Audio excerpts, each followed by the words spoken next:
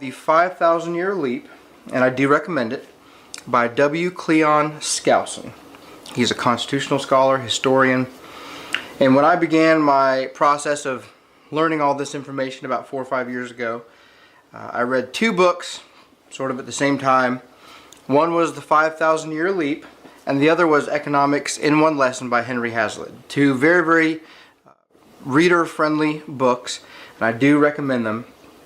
5,000 Year Leap, 28 great ideas that changed the world. So what are we talking about here? What's the point? Well, let's just say the earth is 5,000 years old. We're not going to sit here and debate whether it's 5 or 6 or whatever it was, but let's just say that we've been around for about 5,000 years.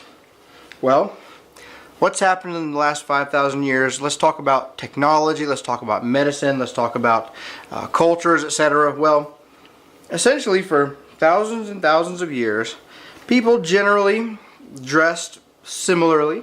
They got from point A to point B similarly, whether it be horseback or some form of beast of burden driven mechanism, or they just walked. Medicine sort of maybe crept along. Technology certainly did not advance too much. I mean, we all got excited when the Romans invented aqueducts and we can have some running water. I mean, we're not really making leaps and bounds in technology for most of our humanity's existence. But something happened all of a sudden. After about 5,000 years, there was sort of a boom. There was sort of an explosion of innovation and invention. And something happened. And it happened really in one place. Of course, that place we're talking about is America.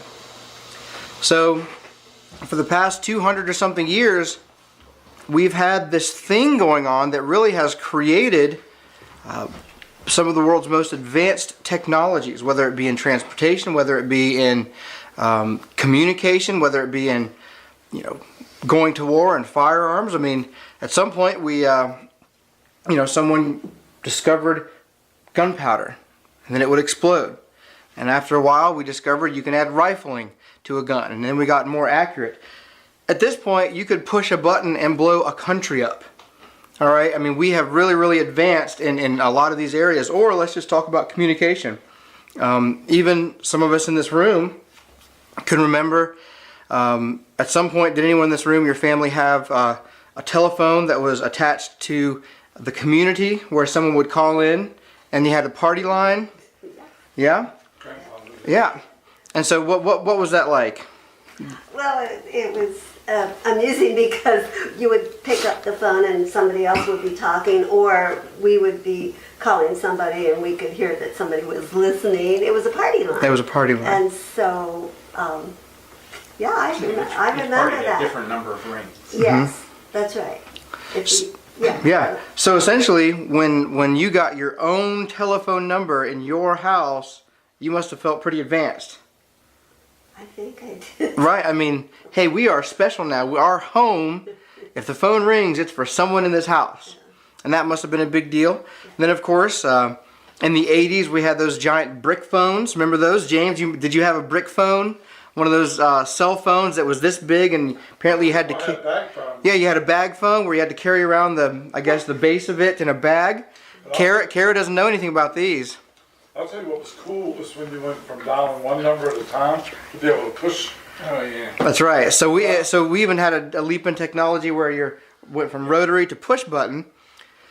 So we've had all this, and now we've gone from that to the other day. I was actually at a buddy's house, and he said, "Oh, hold on. It's my sister. It's my sister ringing in," and his sister was in another country and another continent on the other side of the world.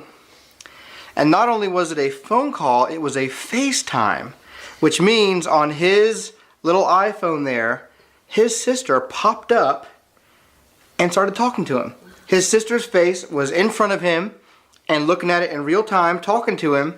And this, I believe, was all happening over his Wi-Fi, so his home internet system, so he wasn't, paying per second or paying for a minute. I mean, I can even remember when we used to have the calling cards when you'd get like a 10-digit thing, And when you wanted to call long distance, you'd sit there and you'd go 8, 9, 7, 4, 9, 7, 3, and you mess up, you have to start all over, and 8, 9, 7, 9, and you dial like 10 numbers, and then it was like 32 cents per minute, or whatever the going rate was, 10 cents per minute. Well, my friend was literally looking at his sister in real time in another country, in another continent, on the other side of the world, and he wasn't paying for it. Now, he was paying for the Wi-Fi, and she was paying for the Wi-Fi there, but the point is that was awesome. I mean, he walked around the place and he said, hey, look who's here, and they were looking at each other. Hey, look who it is, and they were looking at each other. I mean, that's how far we've come.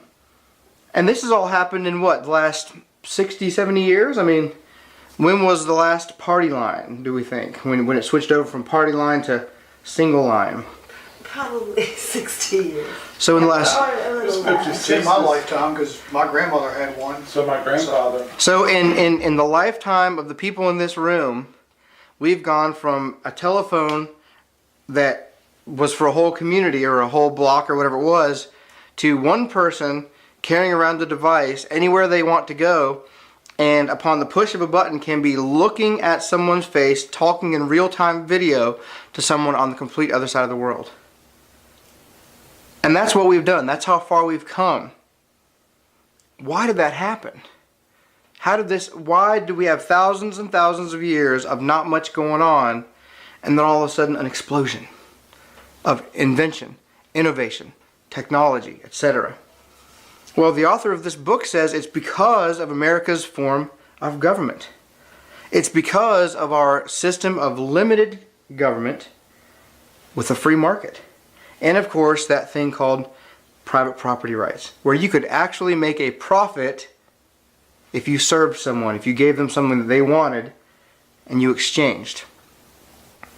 Well, the author, Cleon Skousen, has broken up this system that gave us this great leap forward, in 5,000-year leap. He's broken it down into 28 principles, 28 great ideas that changed the world.